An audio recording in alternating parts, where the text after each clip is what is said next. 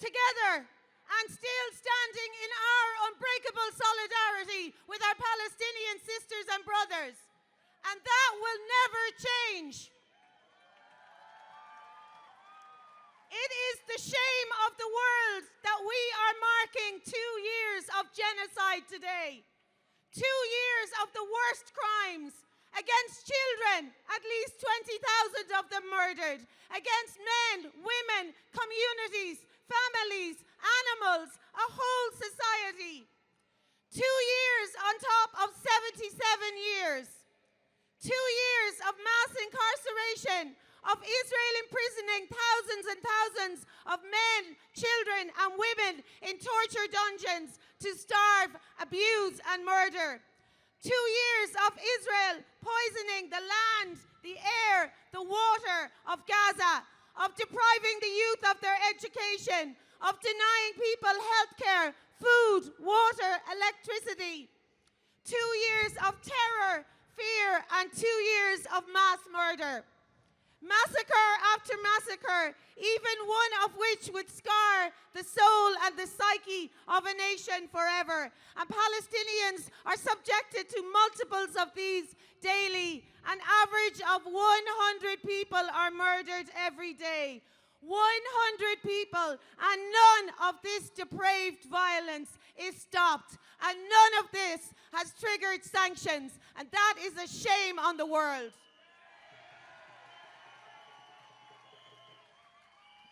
We grieve the unbearable loss of all the beautiful people murdered. They told us the news from Gaza. They shared their lives and their deaths. They risked everything to document Israel's crimes. They filmed as they ran. They rushed to rescue each other. They penned articles and poems to write the names of their lost loves into the history books. They held each other in life and death. They grew vegetables and painted and tended pets. They carried each other through the rubble. They sang. The souls that touched our lives, weaving like a tapestry from Rafat al-Arir to Hind Rajab, to Khalid Naban and Reem, to Yusuf al-Zaino, Hossam al-Shabat, Anas al-Sharif, Mariam Abu Daka, and all the beautiful souls whose lives were stolen. Every one of them precious, every one of them a light in the darkness. Palestinians are also under attack all over the West Bank, where Israel has created another siege and prison, bulldozing refugee camps, rounding up thousands of people, and always stealing more and more land. What it does in Gaza, it would do in the West Bank too. They shoot children in the head.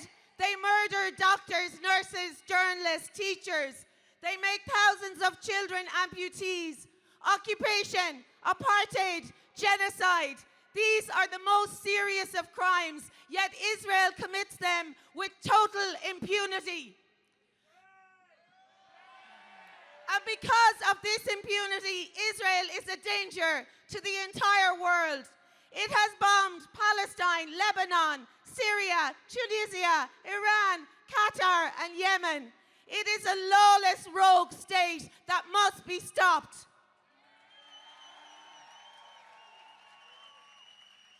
And we are knee-deep in and surrounded by complicity in this genocide and dismantling of Palestinian rights.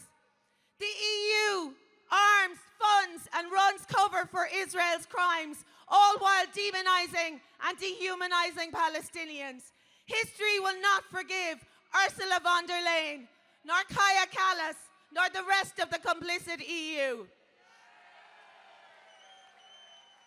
As for the disgusting Donald Trump, he is an active and enthusiastic partner in this genocide, but his military uses our airport, Shannon Airport, every single day.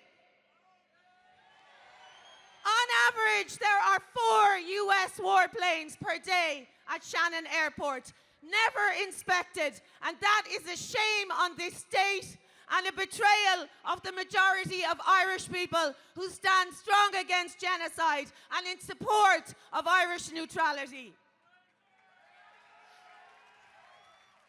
And now these war criminals, Netanyahu and Trump, are concocting a future for Palestine that doesn't include Palestinians, that leaves the Israeli army in Gaza, that has no mention of rights or international law or accountability. That means permanent occupation, permanent apartheid, and permanent siege. The insult of even suggesting Tony Blair has anything to do with Palestine. How dare they? Well, let us tell them the era of Western colonialism is over. We will not accept these racist plans for Palestine. The only people who have the right to decide the future of Gaza, the future of Palestine, are the Palestinian people and no one else.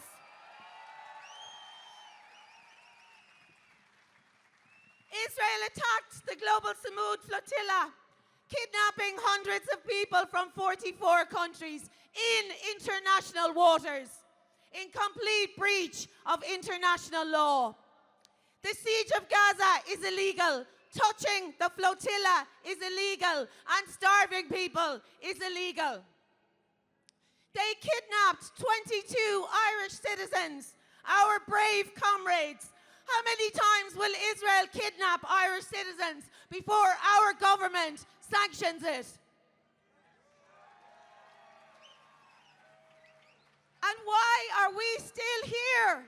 Why do we have to keep protesting genocide? And why do we have to keep demanding action from our government? All human rights organizations, genocide scholars, the United Nations have confirmed it's genocide.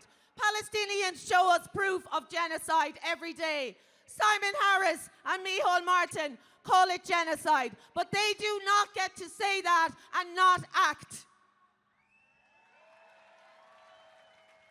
There are legal obligations to act to prevent genocide and to punish genocide. Instead, our complicity deepens. Martin and Harris never stop telling us how much they're doing for Palestine. They get angry when we point out that they haven't. But Ireland is Israel's second biggest trading partner. Our dual-use trade is increasing.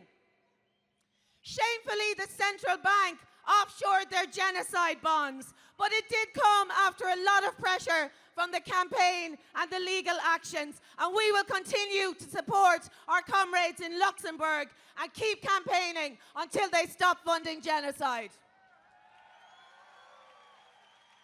And where is the Occupied Territories Bill? They told us it would be enacted early in the new Dáil term. Why are we still waiting? Why have we been waiting for 7 years? And now we are hearing they're being lobbied by business interests to indefinitely delay it and exclude services from it.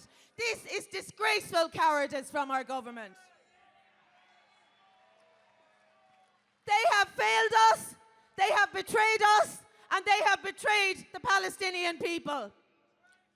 History will judge them harshly, and we judge them harshly now. Yet again, we insist they act. We demand an arms embargo now. No more funding genocide. They must enact the full Occupied Territories Bill with services. Get Israeli weapons out of Irish airspace. Drop the anti-Palestinian IHRA definition of anti-Semitism. Get the US military out of Shannon. We demand accountability and we demand sanctions now. And in the face of this global political and media racism, complicity in genocide, we are the contrast. You are the contrast. And the tide is turning. Microsoft was forced to block Israel from using its tech for mass spying on Palestinians. The whole of Italy went on strike. over the world, workers are stopping the supply chain of arms to Israel. So let's see more of that. Massive pension funds are divesting. The sporting boycott is escalating, with coaching federations, teams, and the UN calling on UEFA and FIFA to ban Israel. The Prime Minister of Spain has called for the sporting boycott of Israel. Thousands of film workers have pledged not to work with complicit Israeli filmmakers. Many national broadcasters, including RTE, will boycott Eurovision if Israel is in it. Our artists are flying the flag and making us proud, even taking on the British courts and winning. Big up Kneecap and all our artists. They represent us so much better than our government. And let's take a moment today to remember Mancon McGann, the brilliant writer, broadcaster, filmmaker, and powerful advocate for the Irish language, for nature, and for culture. He was a signatory to our Irish Artists Pledge for Palestine and a very strong supporter of the Palestinian people. Rest in power.